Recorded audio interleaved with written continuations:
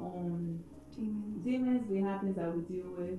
So Aisha, I want to ask you, what is your toxic trait?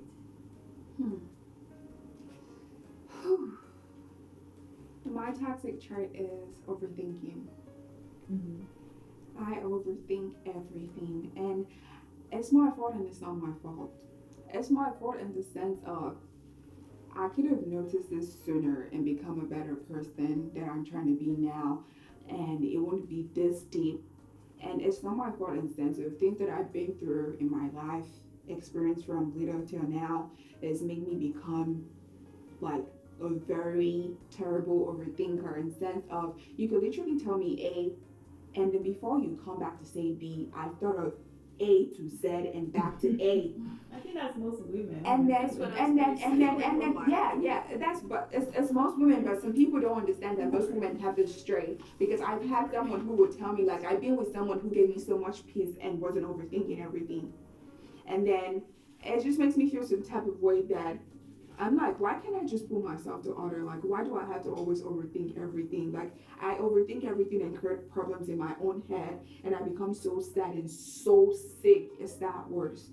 So, if there's any demons that I'm battling, it will be overthinking every single situation in my life. Second one? For me, again, it's overthinking. Like I do overthink, and when I try to address my issues to, like, let me say I'm in a relationship, when I address my issues to my partner and I feel like they're not even like paying attention to them, that's when the ghosting part comes in. I'm like, Okay, I'm out. Why? Like I need my peace of mind, and if I overthink and then I address it to you, I'm out. So I'm always like I'm scared of the part where I get into a serious relationship with someone, and then I address what I feel, and then they don't even pay attention to it, and I know this person loves me, and then I even ghost them because of my traits that I've learned from my past. I just pray to God I get over that.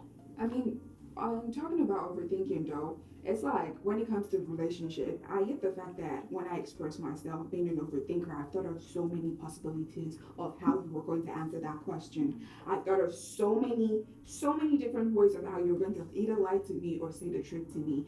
So when I come to you, knowing the type of person that I am, that I'm an overthinker, and I stress my, my concerns to you, and then you make me feel like I'm bugging or I'm doing too much, that shit will literally put me to tears. Like I would literally cry it out because I'm a very emotional person. Even if I look all strong and all that, I'm very emotional. I'm very in touch with my emotions. So when I like being an overthinker is not easy for me. I thought of so many reasons not to like you. I thought of so many reasons to work out this relationship. I thought of so many reasons to just get up and go.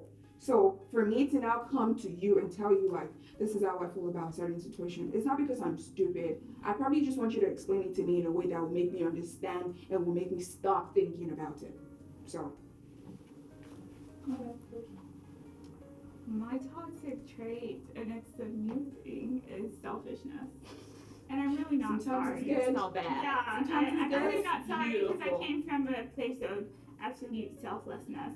But after depression, I honestly went through depression by myself. And when I came out of it, I was like, bitch, excuse my language, oh my god. I was like, listen, you're in this world solo, so you're gonna take care of yourself first, right, and then you attend to everybody else. And the last guy that I was talking to kept pointing it out. He was like, you're so selfish, you're so selfish, you're so selfish. And in a way, I'm sorry that I'm selfish, but at the end of the day, I don't know. I went through depression by myself, and I just have to take care of myself first. I mean, sometimes we have to pick ourselves first because who's gonna pick us first if we don't? Everybody's picking themselves first, so why do I have to be the one to pick you instead of me? Yeah, absolutely. Very good. That's a wrap. So if you guys have any questions for us, please pass. If you don't, that's perfectly fine too. Me, I do not have any question. I just want to say thank you so much for today. Thank you so much for having us on this Happy Talk Show. I would love to come here again with this beautiful ladies, and it's been an amazing and deep conversation that would have me overthinking certain things about my life and my behavior.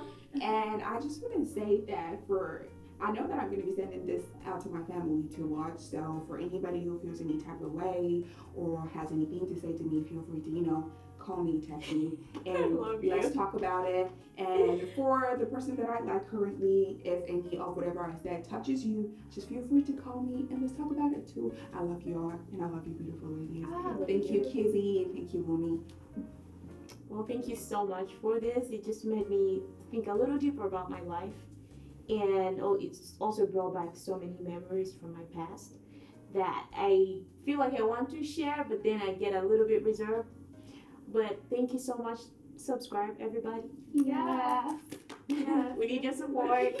Thank you, Kizzy and Lumi, for the Afrique Talk Show. Yeah, same thing. Thank you guys so much. I love what you guys represent. Like, I was not going to miss this for anything in the world. You guys are amazing. Thank you for pushing people like us forward and giving us the opportunity to speak for ourselves and just represent ourselves in the most beautiful way possible. This was so therapeutic for me. You guys were so beautiful. We have to keep in touch, but overall, thank you guys so much. Yeah, thank you ladies so much for coming. We really appreciate you guys, and Bookie flew all the way from Texas to be on the show.